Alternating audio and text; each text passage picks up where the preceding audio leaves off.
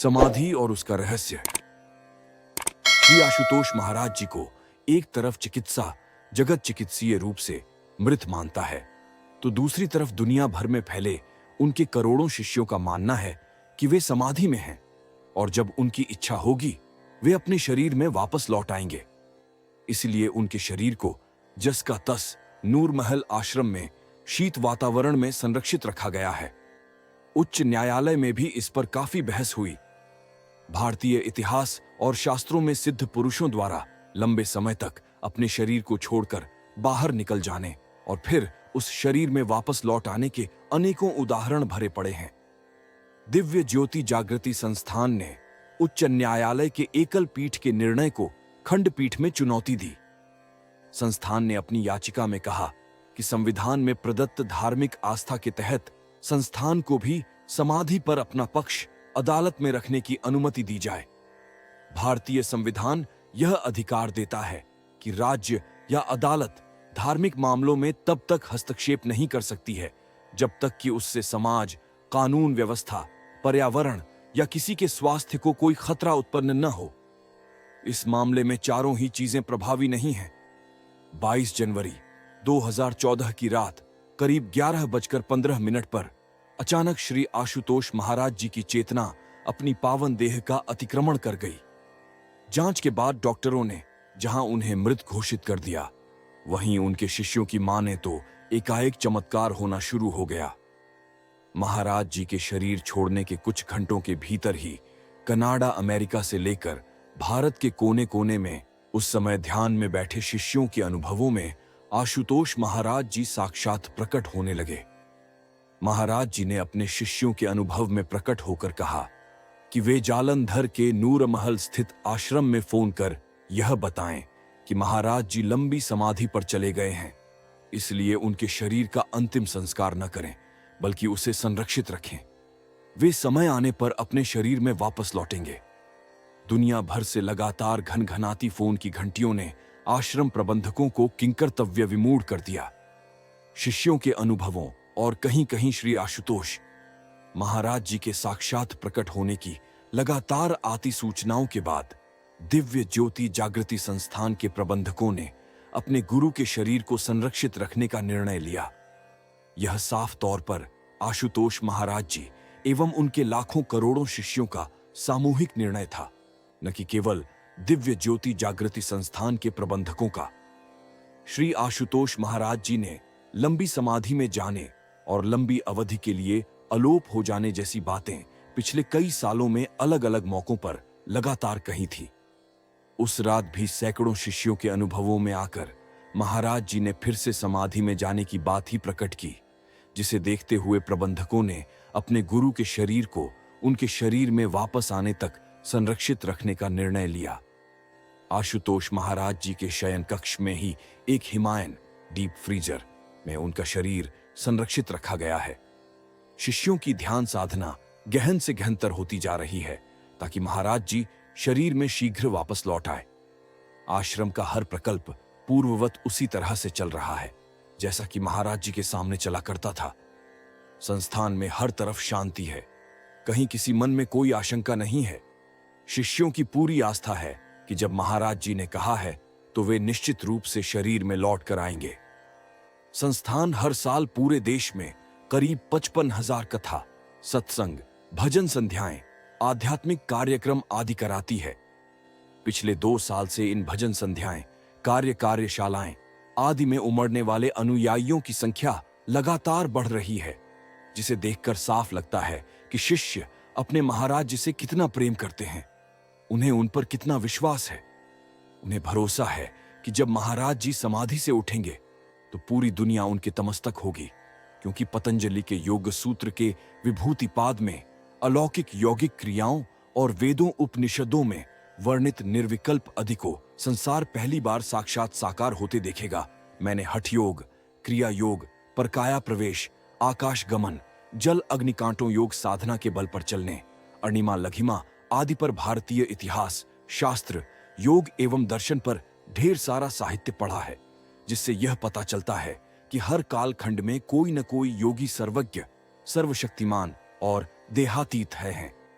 महात्मा गौतम बुद्ध के भी लंबे समय तक समाधि जाने की चर्चा मिली है। आदि गुरु शंकराचार्य के प्रकाया प्रवेश की जानकारी भी शास्त्रों में उपलब्ध है। स्वामी विवेकानंद के गुरु रामकृष्ण परमहंस को समाधि अवस्था में उनके इलाज में लगे डॉक्टर सरकार कई गाढ़ मृत सदृश्य घोषित कर चुके थे। परमहंस योगानंद की योगी कथामृत में हमें लाहिड़ी महाशय और महावतार बाबा की समाधि की जानकारी मिलती है। श्री रामानुजाचार्य, श्री माधवाचार्य, प्रसिद्ध मराठी कन्नड़ संत श्रीधर स्वामी, आंध्र प्रदेश के श्री वीरब्रहाजेंद्र स्वामी जैसे महान संतों की विरासत लंबी समाधि के ज्ञान को समय समय पर स्थापित करती रही है। यह अलग बात है कि भारत की महान गुरु परंपरा वो उसका अक्षुण्ण ज्ञान प्रवाह आज जनमानस के बीच से विलुप्त होने के कगार पर है। पतंजलि के योग दर्शन के विभूतिपाद में साफ तौर पर उन उपलब्धियों की चर्चा है जिसके प्राप्त होने पर एक योगी अलौकिक शक्तियों का स्वामी हो जाता है। विभूतिपाद में वर्णित है ततो मनोजवित्वम विकरण भाव प्रधान जयश्च 49, अर्थात उससे जितेंद्रिय होने से मन की तरह शरीर भी वेगवान होता है। इंद्रियाओं शरीर के बिना भी विषयों का अनुभव करने की शक्ति पाती है। प्रकृति पर विजय प्राप्त होती है। अद्वैत आश्रम के स्वामी प्रमेशानंद ने पतंजलि योग सूत्र में इसकी व्याख्या करते हुए लिखा है, इंद्रियों पर मन को संयमित करने से योगी का इंद्रियों पर पूर्ण अधिकार हो जाता है। उस सिद्ध से योगी इच्छा मात्र से जिस किसी स्थान पर जा सकता है और वह इंद्रियों की सहायता के बिना ही रूप रस आदि इंद्रिय ग्राह्य वस्तुओं का अनुभव कर सकता है। मुख्य बात है कि यह संपूर्ण प्रकृति ही मानो उसकी दासी हो जाती है। योगी उसको जैसे संचालित करता है वह वैसे ही संचालित होती है। इस साधना में सिद्ध प्राप्त करने पर योगी सर्वशक्तिमान हो जाता है। सत्व पुरुषान्यता ख्याति मात्रस्य सर्वभावाधिष्ठातृत्वम सर्वज्ञातृत्वम च आस 50, अर्थात पुरुष और बुद्धि के पार्थक्य के ऊपर संयम करने से सभी वस्तुओं के ऊपर स्वामित्व प्राप्त होता है और सभी विषयों का ज्ञान प्राप्त होता है। स्वामी प्रेमेशानंद व्याख्या करते हैं, इस प्रकार पूर्वोक्त अवस्था को प्राप्त कर योगी अपने स्वरूप पुरुष और अपने लीला क्षेत्र प्रकृति को सुस्पष्ट रूप से दो भिन्न प्रकार की वस्तुओं के रूप में जान सकता है। तब योगी सर्वज्ञ और सर्वशक्तिमान हो जाता है। सूर्य विज्ञान विद्या के प्रवर्तक परमहंस विशुद्धानंद जी महाराज के अनुसार पतंजलि के सभी सिद्धांत सत्य और अभ्रांत एवं पूर्ण हैं। गोपीनाथ कविराज लिखते हैं, योग विभूति के संबंध में लोगों में विभिन्न धारणाएं हैं। बिना आत्मज्ञान के उन्मेष हुए प्रकृत योग विभूति प्रकट नहीं होती। भगवान शंकराचार्य ने अपने सुप्रसिद्ध दक्षिणामूर्ति स्तोत्र में सर्वात्म भाव का महाविभूति के रूप में वर्णन किया है। हिमालय में प्रवास करने वाले और तिब्बत के कई योगियों ने अपने अनुभव परक संस्मरणों में पतंजलि योग सूत्र के विभूतिपाद में उल्लेखित उपलब्धियों वाले सर्वज्ञ योगियों की चर्चा की है। वहां ऐसे ऐसे महायोगियों के होने की चर्चा साहित्य में आई है जिनकी आयु 1200 वर्ष से भी अधिक है। तो महाअवतार बाबा जी के बारे में तो यह कहा जाता है कि उनकी कभी मौत हुई ही नहीं। स्वयं श्री आशुतोष महाराज जी ने लंबे समय तक हिमालय में गहन साधना की है।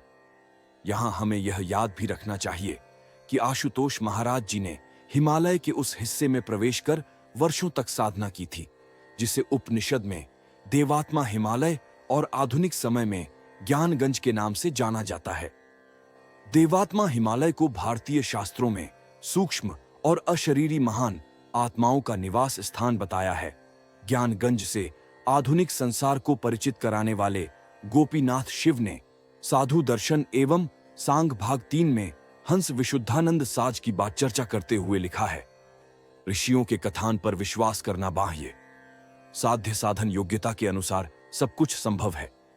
जो बात एक व्यक्ति के निकट असंभव है वही योग्य और अधिकारी व्यक्ति थे निकट सहज साध्य है। शास्त्र और गुरु वाक्य में गलती नहीं होती। योग और सामर्थ्यवान के द्वारा सब संभव है। आर्षियों का कोई वाक्य असत्य नहीं है। साधारण लांघों का ज्ञान सीमित रहता है, अतएव वे विश्वास करते हैं, पर आध्यात्मिक वैज्ञानिकों के निकट यह सहज साध्य है। आशुतोष महाराज जी ने 28 जनवरी 2014 की रात समाधि ली, लेकिन उससे 1 महीने पहले दिसंबर 2013 से लेकर 28 जनवरी 2014 तक 2014 के दिन तक उन्होंने लगातार आध्यात्मिक सत्संग किए, जिसमें देश के कोने कोने से सभी शिष्यों को शामिल होने का निर्देश दिया गया था। वे एक दिन में 3 से 4 सत्संग कर रहे थे, जैसे वे बेहद जल्दी में हों और अपने आखिरी शिष्य तक के मन में उठते सवालों का जवाब और उसे दर्शन दे देना चाहते हों। संस्थान के प्रवक्ता स्वामी विशालादन बताते हैं, समाधि में जाने से पूर्व महाराज जी 1 महीने तक प्रतिदिन नूर महल में 3 से 4 सत्संग व बैठकें कर रहे थे। मुझे 27 जनवरी 2014 को फोन किया। उस वक्त मैं दिल्ली में था। महाराज जी ने पूछा, अब कोई रह तो नहीं गया ना?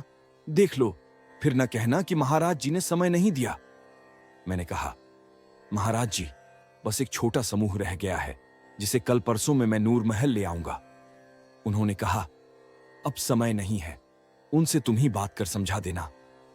अगले दिन जब महाराज जी समाधि में चले गए तो समझ में आया कि दरअसल महाराज जी निश्चिंत हो जाना चाहते थे कि उनका कोई शिष्य उनके सत्संग से छूट तो नहीं गया है। महाराज जी समाधि में जाने से पूर्व दिसंबर से वे नूर महल आश्रम में नए बने भवन में लगातार देश भर से आए साधकों के हर प्रश्न का उत्तर दे रहे थे।